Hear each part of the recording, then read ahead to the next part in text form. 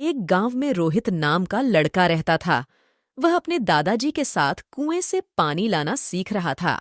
दादाजी ने समझाया, बेटा पानी को संभाल कर रखना चाहिए। एक दिन रोहित ने खेल खेल में सारा पानी गिरा दिया। गर्मी के दिन थे और पानी की बहुत कमी थी।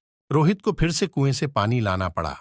इस बार उसने ध्यान से पानी भरा और घर लाया। दादाजी ने कहा, देखा, समझदारी से काम लेने पर समस्याएं कम होती हैं। रोहित ने सीखा कि हर चीज की कीमत होती है। उस दिन से वह हर काम सोच समझ कर करने गांव में लगा। राज नामक एक बच्चा रहता था। उसका सबसे अच्छा दोस्त मोहन भी उसी गांव में रहता था। दोनों बच्चे अपने गांव के साथियों के साथ खेलते थे। एक दिन राज को अपनी दूसरी दोस्त सोना से झगड़ा हो गया। वह उससे बात भी नहीं कर रहा था। मोहन ने देखा कि राज का मन कुछ उदास है। राज, क्या हुआ? तुम क्यों उदास हो? मुझे लगता है कि सोना मेरी दोस्ती नहीं रखती। वह मुझसे बात भी नहीं कर रही है। राज, तुम गलतफहमी में हो। हमें उससे बात करके सच्चाई पता करनी चाहिए। राज ने मोहन की सलाह मानी और सोना के पास गया। उसने सोना से अपनी बात रखी और उससे माफी मांगी। राज, मैं तुम्हारी दोस्त हूँ और मुझे खेलने में मजा आता है। मैं तुमसे नाराज नहीं हूँ। राज ने उसे गले लगाया और दोनों बच्चे फिर से दोस्त बन गए। देखा राज, सच्ची दोस्ती में समझौता करना और गलतफहमियों को दूर करना ही सच्चे दोस्त की पहचान होती है।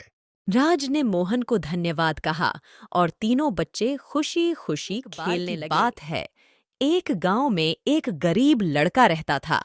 वह हमेशा दूसरों की सहायता के लिए तैयार रहता था, चाहे वह अपनी खान पान की चिंता हो या किसी और की। एक दिन वह जंगल में खो गया।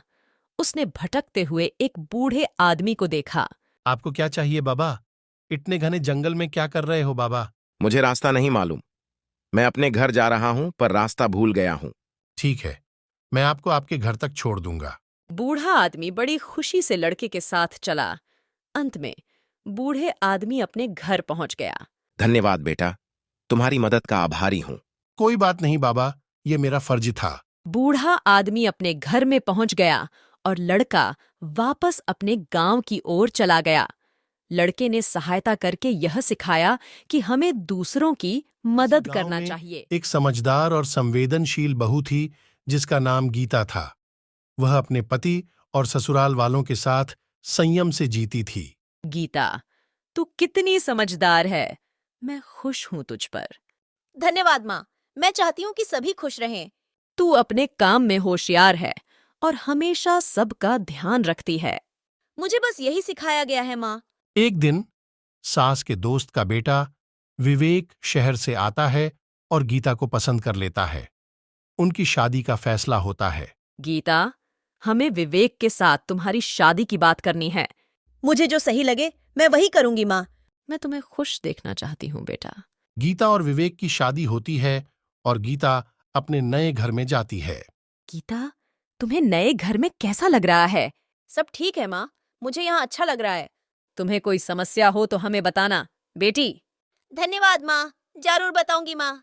सास बहू की इस प्यार और समझदारी से भरी कहानी से हमें यह सीख मिलती है कि परिवार में समर्थन और समझदारी सबसे महत्वपूर्ण गांव में होती एक है। किसान नामक व्यक्ति अपने परिवार के साथ रहता था। वह अपनी पत्नी और 2 बच्चों के साथ एक छोटे से खेत में काम करता था। वह बहुत मेहनती और ईमानदार था। एक दिन गांव के सरपंच ने किसान को एक बड़ी समस्या के समाधान के लिए बुलाया। किसान जी, हमारे गांव की भूमि में पानी की कमी हो रही है। इस समस्या का समाधान करने के लिए तुम्हारी मदद चाहिए। जरूर महोदय, मैं इस समस्या का समाधान करने के लिए पूरी कोशिश करूंगा। किसान ने अपने खेत में नया तकनीकी सिस्टम लगाने का फैसला किया। वह नदी से पानी को पंप करने के लिए एक पाइपलाइन स्थापित करने के लिए निकला। धीरे धीरे गांव में पानी की कमी की समस्या हल हो गई। लोगों ने किसान की मेहनत की सराहना की और उन्हें गांव का हीरो घोषित किया। इस कहानी से हमें यह सीखने को मिलता है कि मेहनत, संघर्ष और सहयोग से हर समस्या का समाधान किया जा सकता है।